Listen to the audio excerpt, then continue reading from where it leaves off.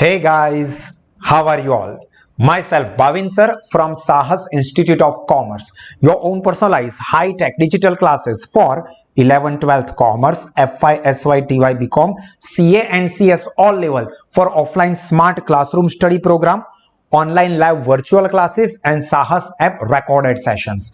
दोस्तों 12th commerce में SP and CC subject में हम लोग स्टडी कर रहे हैं हमारे एसपी का चैप्टर नंबर 5 जो कि है डायरेक्टर्स ऑफ कंपनी। और इस चैप्टर के आज के इस पहले ही सेशन में हम लोग ये डायरेक्टर्स ऑफ कंपनी का जो बेसिक आइडिया है, इंट्रोडक्शन है, ये डिस्कस करने वाले हैं। तो आप सब लोग अपने साथ साथ एसपी की टेक्स्ट बुक ले लीजिए, साथ में पेन पेंसिल हाइलाइटर रखें। मेरे साथ साथ जरूरी सारी चीजों को टिक मार्क करना है, हाईलाइट करना है और बाद में अपनी नोटबुक में भी एक बार लिख दोगे। चलिए पहले तो अपने चैप्टर का टाइटल डायरेक्टर्स ऑफ कंपनी।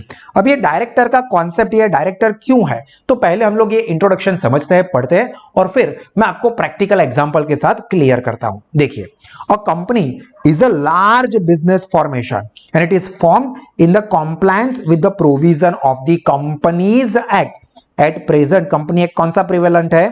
2013, जो कि आपको पता ही है। The personality of company is artificial, मतलब कंपनी एक आर्टिफिशियल पर्सन है and it can not work by itself and in company formation the number of shareholders और owner is huge. Moreover that they are all spread over the whole country, so there is no restriction on the transfer of share.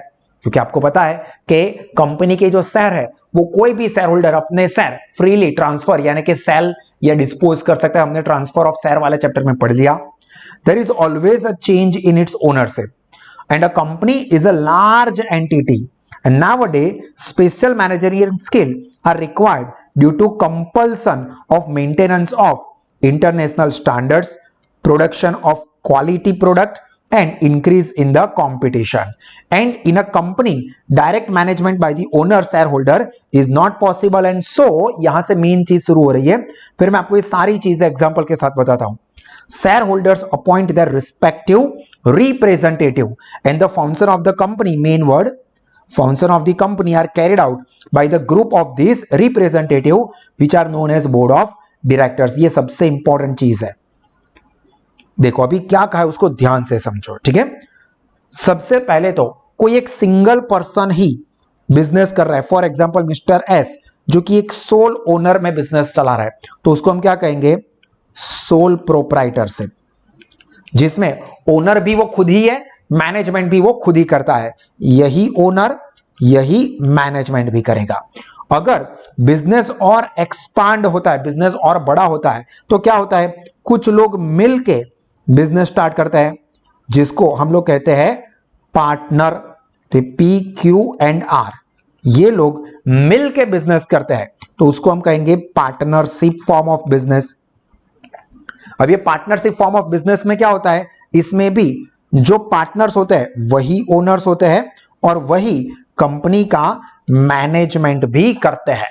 But अगर business का जो size है वो बहुत बड़ा हो रहा है, बिजनेस जो है वो बहुत ही बड़े जायंट लेवल पे अपने को बिजनेस सेटअप करना है, ठीक है, लार्ज ह्यूज बिजनेस, तो इसके अंदर बहुत सारे लोग पैसा लगाते हैं। क्योंकि बिजनेस बहुत बड़ा है तो कुछ लोगों के पैसों से तो बिजनेस हो नहीं पाएगा।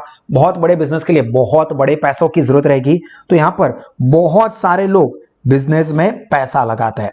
ये बिजनेस में बहुत सारे लोग जो पैसा लगाते हैं, ये सभी लोगों को हम लोग कहते हैं शेयर होल्डर्स, जो कि कंपनी के ओनर्स हैं। क्योंकि उन्होंने कंपनी में पैसा लगाया है तो वो कंपनी को ओन करते हैं। बट इनकी खास बात क्या है कि ये सब लोग सेपरेट है, स्कैटर्ड है, या स्कैटर्ड मतलब दूर दूर रहते हैं, एक दूसरे के टच में नहीं है। प्लस उनके पास कोई स्पेशल नॉलेज या स्किल भी नहीं होगा, बस उन्होंने तो अपने पैसे लगाए हैं। तो अभी ये बिजनेस जो कि खुद एक आर्टिफिशियल पर्सन है, कोई रियल पर्सन तो है नहीं, तो उसका मैनेजमेंट, उसका ऑपरेशन कौन करेगा? तो मैनेजमेंट अभी यहां पर या तो ओनर कर सकता है, बट ओनर का तो क्या इश्यू है वो हमने देख लिया। ओनर का प्रॉब्लम क्या है कि ओनर बहुत सारे हैं, पहला तो बहुत सारे लोग हैं, दूसरा उनके पास कोई स्पेशल नॉलेज या स्किल नहीं और सब लोग स्कैटर्ड है, अलग अलग है। तो मैनेजमेंट होगा कैसे?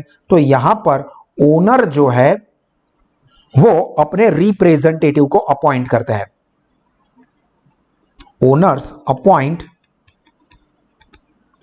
रिप्रेजेंटेटिव,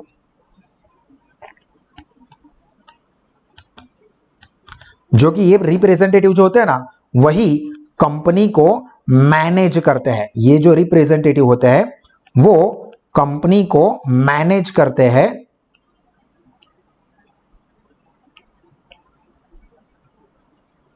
और उन्हीं को हम लोग कहते हैं BOD, यानी कि बोर्ड ऑफ डायरेक्टर्स।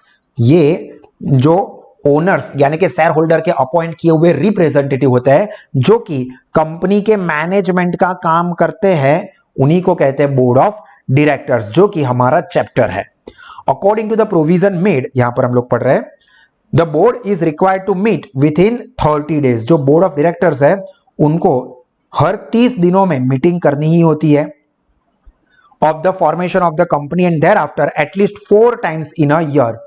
मतलब कंपनी फॉर्म होने के 30 दिनों के अंदर जो भी बोर्ड ऑफ डायरेक्टर्स, मतलब जो गिने चुने 4, 5, 7, 10 लोग अपॉइंट किए हुए होंगे, सभी शेयर होल्डर ने मिलकर अपने रिप्रेजेंटेटिव के तौर पे, वो लोग कंपनी के फॉर्म होने के यहां पर 30 दिनों के अंदर ही एक मीटिंग करेंगे और उसके बाद रेगुलरली, क्या कहा, रेगुलरली साल में कम से कम 4 बार मीटिंग करेंगे ही।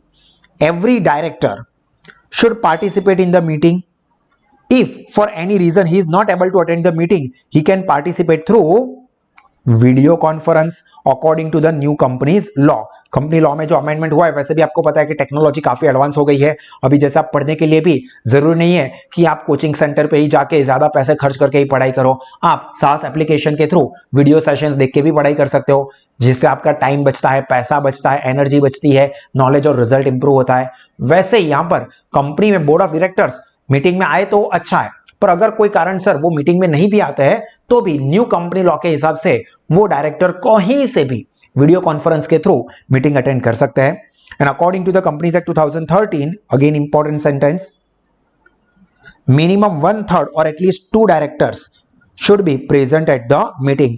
मीटिंग में जितने भी डायरेक्टर है उसका कम से कम 1/3 तो होना ही चाहिए। मतलब सपोज 9 डायरेक्टर है, 9 डायरेक्टर्स है कंपनी के, तो 9 का 1/3 कितना होगा, 3, तो कम से कम 3 डायरेक्टर होने चाहिए।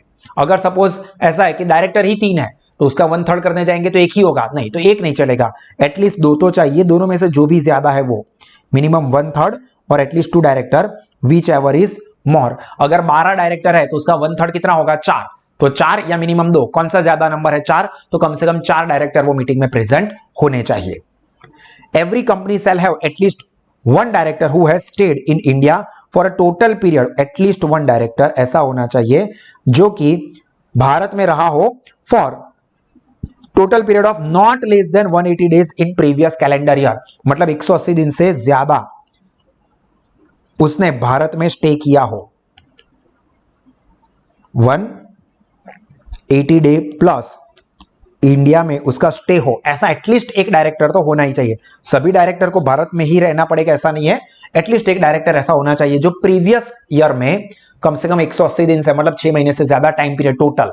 ऐसा नहीं है कि 6 महीने 180 दिन एक साथ रहना है, 1-2 महीने रहा, फिर 10-12 दिन गया फॉरेन गया, फिर वापस आया, रहा कुछ दिन, फिर फॉरेन गया, चलेगा। टोटल एक साल में जितने भी दिन इंडिया में निकाले हो उसका टोटल 180 से ज्यादा होना चाहिए। 2 elements are important for the existence of the company. क्या ये दूसरी कुछ इंपॉर्टेंट चीज है, एक तो ओनरशिप और दूसरा मैनेजमेंट, जो कि हमने दोनों ही डिस्कस कर लिए। The company formation owners are the share holders who have invested in the form of equity shares and they take the risk of investment in the shares. They have to bear the result of the company, चाहे फिर वो profit होता हो या loss होता हो, पर वो जो भी रिजल्ट होगा वो कंपनी के जो शेयर होल्डर्स ओनर्स होते हैं वो बेयर करेंगे, वो जोखिम उठाएंगे।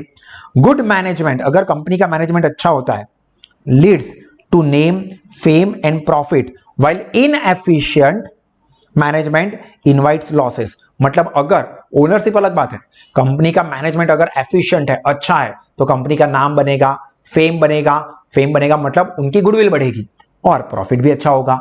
वहीं पे अगर इनएफिशिएंट मैनेजमेंट है, मैनेजमेंट प्रॉपर नहीं है, तो क्या होगा, कंपनी को लॉस बेयर करना पड़ेगा। So now in many companies directors are the owners of the company. तो बहुत सारी कंपनी में अभी तो क्या हो जाता है, जो डायरेक्टर होते हैं ना वही अपने मतलब जो ओनर होते हैं वही पैसे लगाते हैं और वही डायरेक्टर भी बनते हैं, मतलब के मैनेजमेंट करते हैं। By holding shares and by their proper management policy, inefficient administrative skills, they lead to company to success. Efficient है, inefficient नहीं है। उनका नॉलेज और एफिशिएंट मैनेजमेंट स्किल्स है, वो अपने बिजनेस को आगे ले जाते हैं। ये सिर्फ नॉलेज की ना, these all things are just for read only. Exam oriented यहां से कुछ भी काम का नहीं है।